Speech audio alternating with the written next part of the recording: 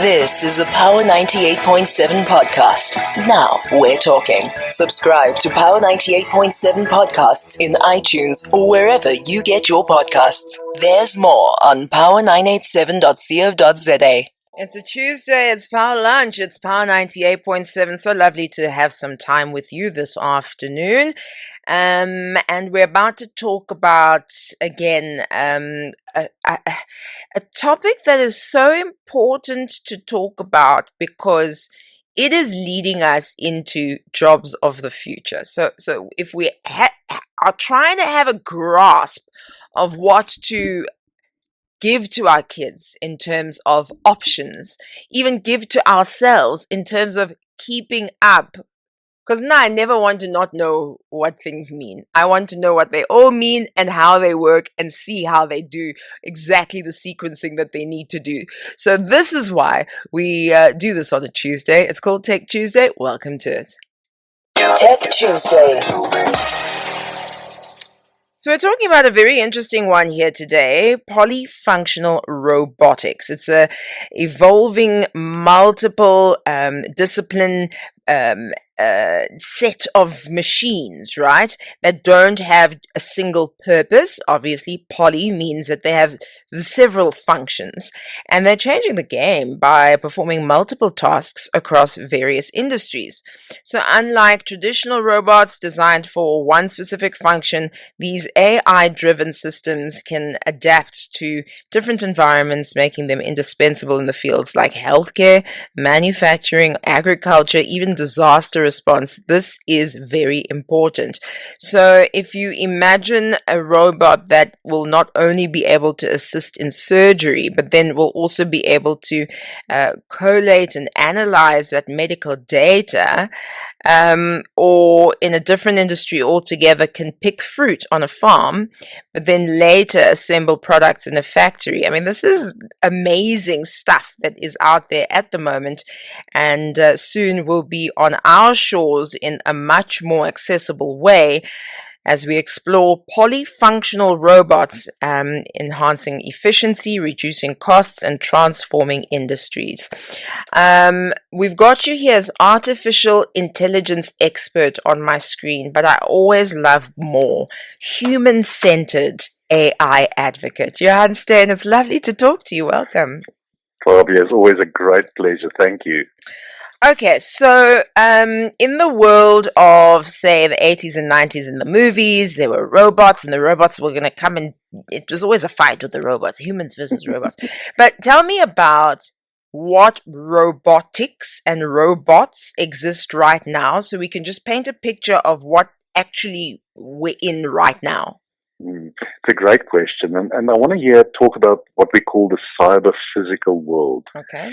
So a lot of what we call robots are algorithms or software. So we talk about robotic process automation or chatbots, which is also seen as a bot or a robot. These are software creations, if you would. But the cyber physical world is where software kind of infiltrates our actual world. So examples are 3D printers, autonomous vehicles, drones, smart cities, and smart homes. In other words, these algorithms can actually create and manipulate physical objects in our physical world. It's still fairly in the early stages. I think the software bots are much more advanced. And you've mentioned a number of things which I'm sure we'll unpack about healthcare and supply chain and other things. But robots, algorithms working in the physical world to hopefully serve us and not kill us like Hollywood wants us to believe is definitely a theme of our time, and it will be a massive thing for our children in a way you and I can probably not even imagine. So that's very interesting. So we're living amongst the robots are living amongst us, and really in a lot of ways they are assisting us to get our daily tasks done. So what then are polyfunctional robots, and why is it important to talk about them? You've alluded it to the beginning. So I did, as part of my undergraduate studies 70 million years ago, I did classical Greek. And the word comes from the Greek word, and it depends on how you pronounce it, poly or poly, which means multiple. And we use this word a lot in English, like polygraph. It's a lie detector using multiple physiological responses. We talk about polygamy, meaning having multiple spouses, and so forth. So Yeah. a lot of the robots, most of the robots that we see in kind of industrial plants, manufacturing, they're pretty good, but they only do one thing. They've been programmed to seal the box, pick up the box, put the box in the car or the truck. But polyfunctional robots are robots that can do multiple things. Now, polyfunctional is such an academic word. I think better words include general purpose robots or multitasking or smart or hybrid robots. So I'll give you an example, and I love this example in explaining AI. If you think of a coffee machine, the coffee machine is a pretty dumb device. It's an automation device. You go there, you press a button, cappuccino, or coffee, milk, no sugar, and it just does it. But what if the coffee machine can predict the orders? What if it can autonomously order stock, knowing that the coffee or the milk or whatever is running low? What if it can design new coffee flavors depending on what the users typically order? What if it can handle payments for coffee? What if it can actually run down the aisle on the little wheels and deliver the coffee to your table? That is a robot that we can call polyfunctional or multi-purpose. It's still early days. One of the biggest problems here is cost. So I think you and I will probably in our lifetimes not see a lot of it, but it's definitely happening, especially in industry, which we can talk about. But it's essentially a thing that can do more than one thing, and many more than one thing. It's almost like an army, a Swiss Army knife of robots, if you would. Yes, that's a very interesting way to put it. So, a friend of mine came back from Korea recently, and in her hotel room, you insert whatever room service you want, and then the robot will come up and serve you what you wanted, and then also take your payment. Is that the type of thing that we may eventually live with? Yeah, exactly. Although that's still elementary stuff, it's great. I think some hotels are looking at that. I'm ordering room service. A robot actually brings it. I tap my card. But what if the robot, through computer vision, can realize my room is quite a mess and ask me for an extra $20? Can I clean and vacuum your room? Or can I actually reset your bed or your towels? Do you want me to play you any relaxing music? And also, would you like some wine after dinner? That's I multifunctional. That's see. Okay. polyfunctional. As I say, we're not there yet. We probably will get there in the next few years. But yeah, it's a good example of early days of where we are, Pabi. I understand completely. So, in terms of industries that are to to the best of their abilities, benefiting the most from multitasking robots, what are we seeing in South Africa? Oh, Yeah, and abroad, I think. yeah. Look, I must be honest. I personally, and my view is limited, but I haven't seen much of it in South Africa. Oh, There are probably large industrial plants producing BMWs or Mercedes Benzes or whatever using some of this technology, but I don't think most of the industry in South Africa is using it. I may be wrong, and it will be interesting to hear if callers do call in and dispute it, because I'd love to think we're further ahead. But a good example is a hospital, medical care, which you've already alluded to. Imagine you've got a robot that can not only assist a doctor during surgery in the morning, but in the afternoon, it actually delivers medication to my room. And at night, it comes in and it disinfects my room. And it might do other things as well. It might actually, I might speak to it through what we call natural language processing and ask it advice about my illness and advice about why should I use this kind of medicine, not that one. So the medical industry is definitely a good example. One, I think, more relevant to our country is definitely agriculture. And I probably from all the industries, because we're going to talk about manufacturing and retail, etc. But yes. agriculture is most likely where I've seen most of it. So, for instance, I've worked with a number of companies that use a drone. It's quite a big drone. It's about a meter and a half by a meter and a half. Very expensive, but so it lands and then it charges itself. And then, depending on how you program it, in the mornings it flies up and it flies the perimeter of the farm to look for people who should not be there. Oh, Looks for breaches in the fences. It looks for livestock that might have left the perimeter because of a breach in the fence, and then it comes back and it lands. Then it also flies up and it can actually, through computer vision, look at the health of the plants, the wheat, the mealies, whatever you're planting. And it can look through computer vision about whether there's illnesses, sicknesses on the plant. And you need a specific kind of disinfectant to be sprayed over it. I'm not in agriculture, so maybe the words I use Okay. are not accurate. Yeah. The other thing it can do, which I found fascinating, because this drone, it's very soft. It doesn't make a lot of noise, and it's got a speaker and a microphone. So if somebody is stuck on a mountain somewhere, Mm. rather than flying in an Air Force helicopter or a rescue crew, the drone flies up to the person, and the person can speak to it, and you can say, "Are you hurt? Is your leg broken? Are you thirsty? Do you have supply?" And it can carry, I think if I remember correctly, up to 8 kilograms of supply, which is medicine, water, food, etc., and then deliver it to that person. So I think agriculture is a great example. Um, so manufacturing, probably absolutely. Robots are building cars, building the things we use. Mm. But most of the robots in manufacturing are still dumb. They do one thing at a time. They can't do multiple tasks. Logistics and warehousing, and then I'd love for us in time in this conversation to get to defense and security, because that's also one of the big use cases for these kind of robots. But I think now's the time. I mean, we've just seen what's happened with our own military who were out on what was called a peacekeeping mission, and now they are in very big trouble, having to ask for supplies and a lifeline from the people who they're meant to be protected from or protecting others from. So how then would this work? Is it just at our borders, or is it in actual war zones? Yeah. Firstly, in our borders, so in a lot of the areas where we live, we already have cameras. Not that we've ever given them permission to record our faces, which is part of the privacy That's regulation. interesting. Yeah. But if they're going to keep bad guys away from my house, I don't actually really care whether they have my permission or not to record my face, to be honest. But border control, which has been a big problem for our country over the last few years. I mean, our border defense is fairly poor.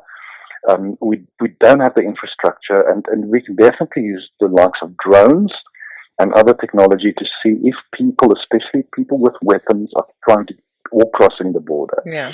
But also, warfare in different countries. The war in the Ukraine is probably the first war in human history where autonomous drones are fighting other autonomous drones. This means that they're not looking for humans to decide whether to kill that person that the AI says is a bad guy. We just fire the weapon in any case. So a lot of potential benefits, but oh my word, if things go wrong, because humans make different decisions about who to kill if we have to, than algorithms with the biases. The other thing that I've seen with defense is medical robots that goes into a zone that's extremely dangerous, probably because there's a lot of landmines. Yes. So you can't send in a human crew. Yes.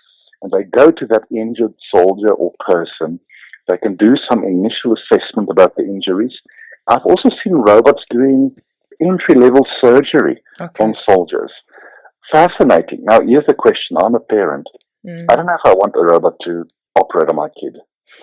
But if I'm lying in the field in the Ukraine, and if that's going to save my life, I'll probably be okay with it, Beggars can't be choosers.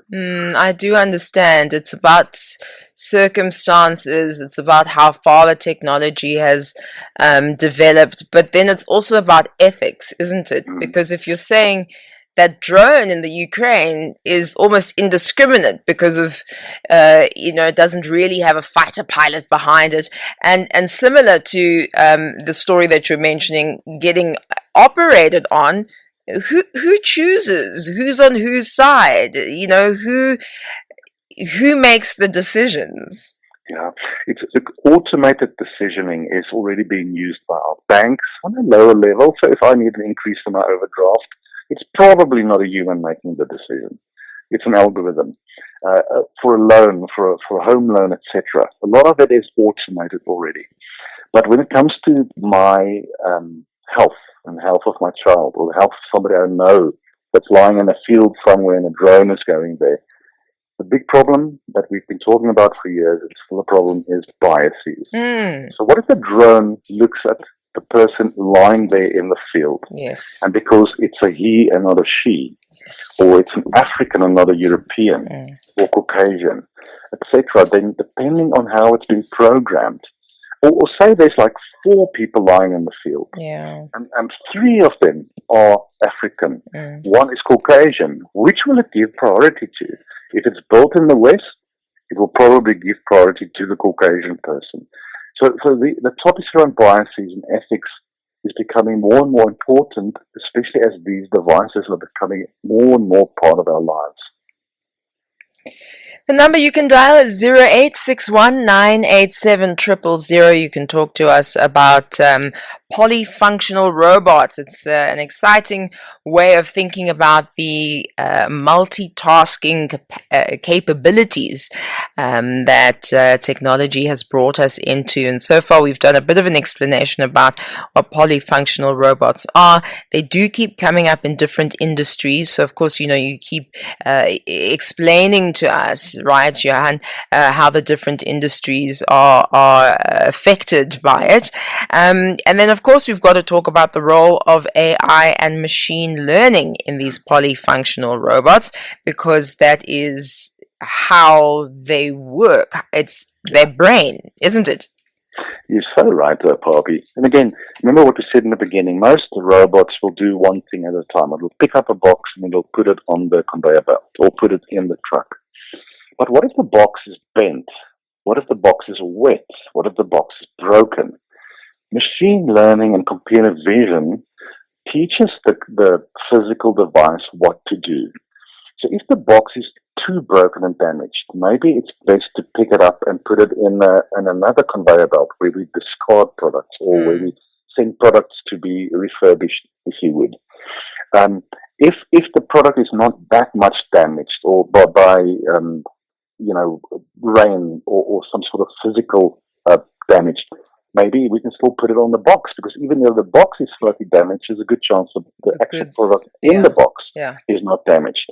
But that's machine learning. It's learning from data. It's also, if the box is too heavy, it's probably because there's 2 products in the box and not 1, and that's a problem from a supply chain point of view. Or if it's too light, it means that all the components of the product is not in the box at the moment, and that's how it learns by itself, depending on how you set it up.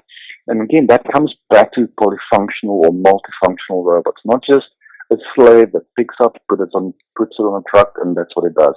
You can actually make decisions, limited capability, based on how it's learning how these things will work. A great example, I've referred to it earlier, is self-driving cars. If there's a stop street sign, it's red and it's got 8 corners. But what if it's damaged? What if it's lying on its side? What if it's in the dark? What if it's been painted green by some stupid teenager? I will know that I did that 40 million years ago once. It will learn that is probably a stop sign, even though it doesn't look like a stop sign. And in the case of Tesla and other car organizations, it actually learns that hundreds of thousands of cars in the fleet learn from each other. Imagine what this can do from a supply chain point of view when it comes to road quality and the like. So hang on, you're saying it has learned that even if it's graffitis, it probably still is a stop sign. Yeah, it continues to learn. So if it is in the shape of 8 corners, if it's on the corner of a road, but it's maybe green, it's probably a stop sign. So better to stop, even if it's not a stop sign, than to just drive through it. That's machine learning. Okay. That's machine learning through computer vision. Well, we're going to talk a little bit more about robots processing data from cameras, LiDAR, and tactile sensors. We'll talk a little bit about that. And then, understanding how it could work in our own homes, although we're probably somewhat there, but to voice commands and enhancing human-robot interaction. Our guest on the line today is artificial intelligence expert Johan Steyn. You can still give us a call after this, our 2:30 Power Headlines. Speak up.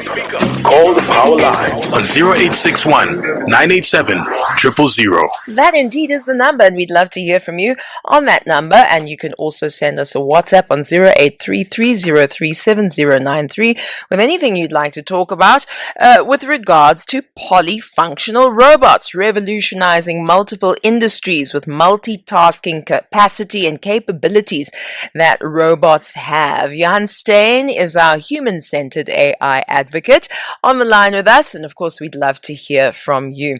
So just before we went to the headlines, I wanted to just understand a little bit more about multi-sensor integration. So how are these robots going to be able to be fed the information to do what they need to do? Probably that's where AI and machine learning plays a role. Remember, normal robots do, as I said, one thing at a time. Pick up a box, put it on the assembly line or in the truck. That's it. But sensors, especially computer vision sensors, will teach it through machine learning what to do and what not to do. And a great example, I've got some friends that I think it's more a fashion statement than anything. They have these little round circular robots that's vacuuming the floor. Oh, yes. Yeah, Yes. it's very fashionable. I really want Well, one of those for fashion. and the problem is they are extremely stupid. And you know why? Because depending on the layout of your living room and your house and whether it's tiles or carpets, these robots can really, really struggle. So, but they do learn through machine learning. So in other words, if they keep on bumping into the same thing on the same region of your house, it learns that it's probably a couch or a table leg or something like that. But now it's essentially blind. There's no, well, I don't know if any of them with a camera because that's probably so expensive. But imagine it had a camera, and imagine it could see through computer vision that, oh, there is a table that's been moved yesterday. There is a new table, but there's a child sitting on the floor playing. Let's avoid him or her in order not to hurt them. That is multifunctional. Now imagine that little round robot that's vacuuming can also be your butler and go to the door when the bell rings. Of course. And ask that person who that is, and through natural language processing, voice recognition, determine whether it's a friend that's been there before. Imagine you can bring you coffee in the morning and play your favorite song and bring you a glass of wine. What if it can respond to voice commands? Stop making a noise here in the living room. Go to the bedroom and vacuum there. I don't know of any of those vacuum cleaner kind of machines being there yet, but that's the feature of these polyfunctional robots. So, but that's the multi-sensory input. We've seen smart homes or smart cities. Let's talk about smart homes. And again, most people in our country will never be able to afford this. So it's a bit of an armchair philosophy conversation, but it shows you where it can go. On my smartphone, I can determine what is the level of water in my swimming pool. It's been raining maybe. What's the temperature of it? Might have a weather station on my roof that can determine whether I need to water the garden or not. I can look at the temperature in the house. I can look at the potential body temperature, which means if we're only 2 people in the house, but the body temperature in the room is 3 or 4 and nobody is supposedly home, it means somebody else is there. Something's going on, call the police. And there's so many amazing functions. Companies are using it, green office buildings, looking at air conditioning and temperature in rooms and the like. But I think, and I just want to bring it back to the reality of what we are living in South Africa and Africa. This is very aspirational. It doesn't mean we won't get there. But we have kids that's not eating in the morning. Most kids going to school. So what will a computer and a robot help them with? But it still doesn't mean we shouldn't leapfrog and aspire to these kind of things, Pabi. Yeah, I mean, this global south set of issues that we have, as well as trying to keep up with the rest of the world, is just such a challenge for us to tightrope walk, every single day. But you're absolutely right. And it is fascinating and needs to be talked about. Nyembe is on the line. Hi, Nyembe. Hi, Pabi, and hi, Johan. Quite a great discussion. I wanted to find out from the machine learning point of view, if, for example, if I'm sitting on my computer using ChatGPT, and I've been using it for 6 months, does it learn from me alone, or it combines everybody who's using it and learning from them, or is it just per user? That's what I wanted to find out. Okay. Thanks. I'll listen on the radio. Perfect. Perfect, Johan. It is a super great question because it also sets the basis of what machine learning is. So ChatGPT, Perplexity, DeepSeek, whichever platform you use, obviously it learns from the millions of people using it. But it also learns from you. And what I've seen, I use ChatGPT a lot. The more I use it and the more accurate I use it, the better it gets in giving me the information that I want. It learns my writing style, my nuances in my language. I mean, like most people in our country, many people, English is not my first language, so I do screw up my kind of my spelling and the like. Sure. But it learns that even though I said a specific word or phrase in English, I probably meant it in that way. And it keeps on learning from how I interact with it. So that's a super relevant question. Now, the same applies to if we have smart traffic lights, which we don't have. I mean, for half the time, we don't even have proper function. Don't get me started on traffic lights. But imagine it can learn by itself through computer vision, and it knows that at 3 o'clock in the afternoon, for some reason, there's more traffic in this region, maybe because it's building up to a sporting event or a music function or something like that. And the way the algorithms work in directing the traffic adapts automatically. That's what machine learning does. But the caller does have a great question which sets the scene for it learns from millions of people using it, but it also learns from my business or me as a user. Netflix is the best example. The more I use Netflix, the more it will know that I typically watch action movies in the morning, romantic comedies even in the evening. I click on movie titles with a red background, not a blue background. I click on movie titles that's top right, not top left. It's human behavioral science on top of AI. Great question, and it sets the scene for how we can use this technology. But that's not taking Johan's info, Nieme's info, and Pabi's info. It's taking our individual information from our individual habits to be able to set up an individual interface. Yeah, look, it does take probably a combined data. Okay. Because it also needs to look at how do humans in a specific country or specific ethnicity or gender or geography respond to the algorithm. Back to the biases and the data sets problem. But on top of that, it also looks at you individually. What are you looking for? We call this hyper-personalization. And Amazon is a great example. What are the products you will probably want to buy if you knew it existed, given the behavior on the platform over the last week or two? So it's both that. It's the combination of people, but it's also you individually. And that individual thing scares me more than a little bit, to be honest. Yeah, absolutely. And also after watching that Amazon, the latest documentary that's out, I'm not sure which platform it is. It's incredibly interesting to think about how they think of human beings and how they think of robots, and all of that working together in a capitalistic society is incredibly interesting. Oh, it's probably listen because they're there to suck the money out of you. That's it. And that's capitalism, sadly. We can have a very long debate about that, but sadly, they want you to spend money like crazy. Let's talk about then jobs and the workforce. Since we're already there, how will polyfunctional robots affect employment? I mean, we were talking about at some stage a few years ago closing all the ATMs down and how that, or the branches down even, and how that will affect employment because we're all banking on our phones now, etc., etc., etc. So now those Amazon guys are out because they're polyfunctional robots in their place. Look, the big elephant in the room in the context of this conversation is always jobs. Yes. Will we lose our jobs? Can it do what we do? Can it replace experience and intuition and human behavior and empathy? So lower functional repetitive tasks, which is typically your administrative tasks, already being automated away. But even your higher function tasks, that takes a lot of experience and a lot of education, is already being automated away. Now, but then we also have to talk about it regionally specific. Now, just because a robot can build a house in Norway, doesn't mean it can build a house in Soshanguve. Yeah. Does the finances and the business case and the return on investment make sense? It does not at all. And that's why we need to keep on upskilling ourselves, keep on learning, irrespective, because it's no longer just an IT guys or girls kind of domain. Every job is being impacted.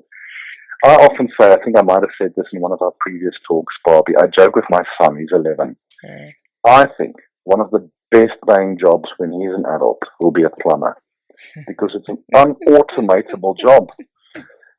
There are others as well, but I think caregiving, anything that requires human hands to do things, in time, maybe in 100 years, AI can do it. But for now, so I think knowledge work is at a big risk at the moment already, not just a lower level kind of task. Yeah.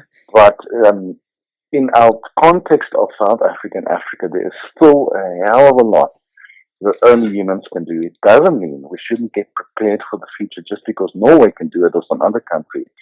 But to say it won't replace jobs at scale is a deception. We have to get prepared for it.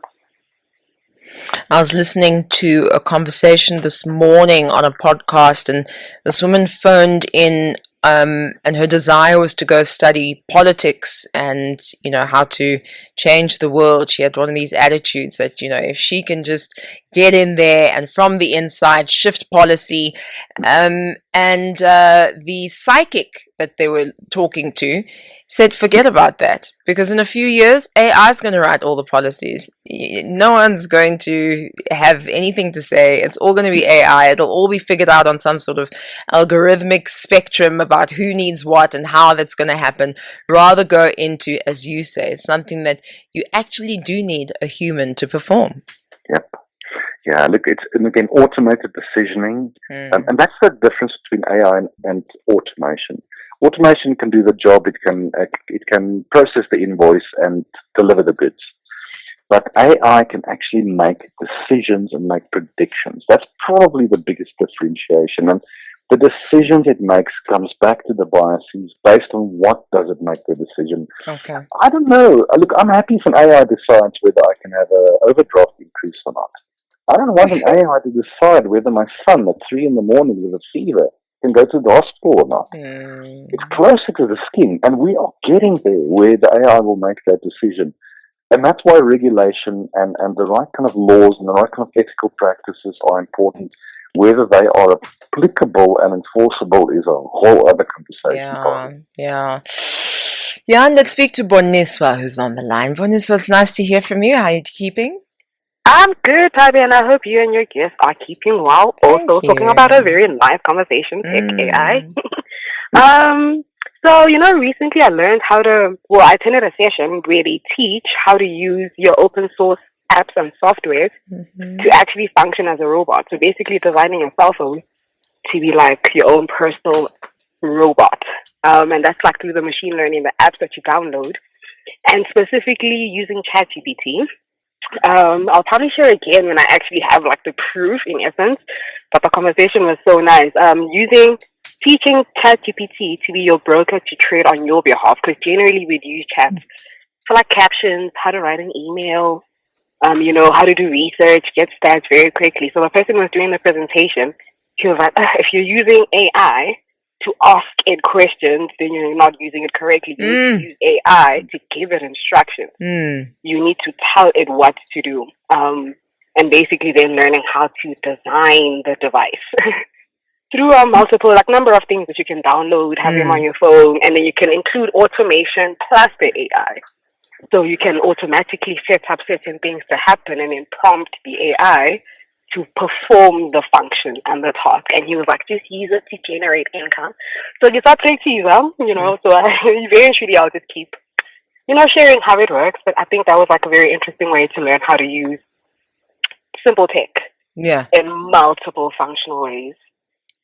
100%. And you can, depending on what you have access to and where you are, you could build a little business around that until more people are able to have access, right? They can come to you. It's very, very interesting and a very important way of using ChatGPT, DeepSeek, Grok, any of these, because I think we do that a lot, Johan, and thank you, Boniswa. We ask the questions rather than give prompts. Yeah, look, we are, and part of the conversation wasn't clear for me at Pabi, but probably one of the biggest AI themes of this year is what we call agentic AI. It's the ability for you and me, who are, and anyone who's not a super duper technical computer engineering person, to create agents through prompts that performs tasks. Yeah. We can do it on our mobile phones, we can do it on our laptop computers, and most of it is for free. And the trick is to learn how to do it, how to prompt it. But for instance, when an email comes in and it's from that sender, or it contains this word which might show frustration with me, do the following: automatically schedule a meeting, automatically reach back to the person. The same with security and military and some of the things we spoke about earlier today. It's the ability to, and here's the challenge, we call it the democratization of AI. For a long time, these skills were in the domain of very specialist, very rare, and very highly paid individuals. More and more, it's being democratized, which means so-called quote-unquote normal people, through a bit of learning, a bit of YouTubing it, a bit of figuring it out, can create agents that performs tasks. You can imagine what it could do for your business when it comes to invoice processing, order delivery, and the like. So, but I think firstly that caller was very enthusiastic, which I love. Yes.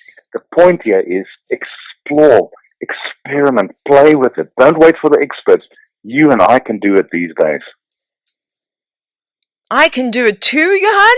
You can, Pabi. Sit down and figure it out for half an hour. You can write an agent. You know, it's been very interesting with the cost of living going through the roof. And I'm a person who does a lot of physical exercise. And one day my friend said to me, yeah, and so I just instructed my ChatGPT to make a plan for me. I put in my weight, I put in what my goals were, and it made a whole plan for me. And it showed me exactly how to do all the exercises. And I thought, this is going to change my life. And I imagine if from that almost tiny individual point of view to how these polyfunctional robots are going to revolutionize industries, we are living through an incredibly special time, Johan. Special, Pabi, and very dangerous if we screw this up. And it's not just the fear-mongering. I mean, there is an art of the possible element to this. But I and the work I do keep on coming back to, let's do it right. Let's not think AI can solve all our problems. Let's just not AI everything.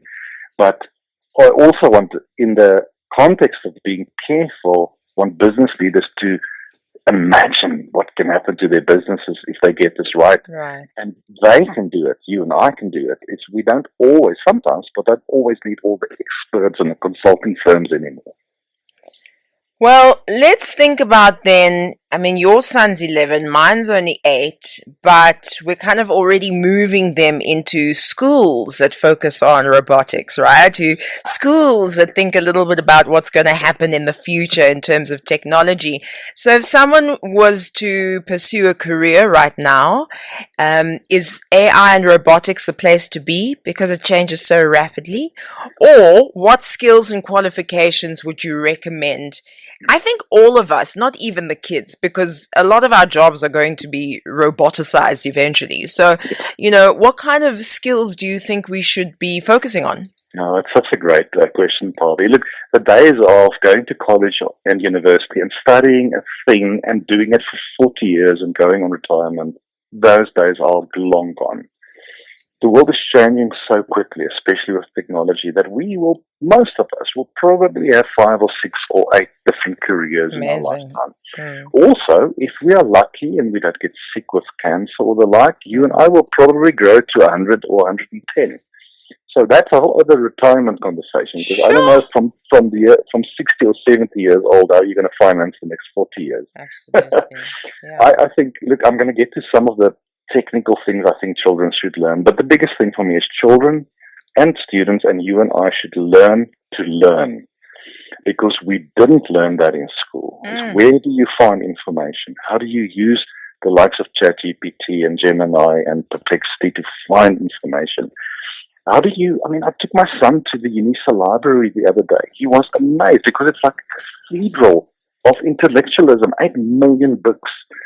And I showed him how to find books. Yes. But children don't learn this in school. How to learn for yourself. Critical thinking and problem solving is the other thing that I don't think our children learn. But if we want to really bring it down to the technicalities of robotics, basic programming skill, which is Python, C++, machine learning skills, which some of our schools teach, but these are probably the private schools, not schools that 90% of our population's children go to. Mathematics will always be the foundation of all of these things, because it teaches you to think, whether you go into AI or not, science as well.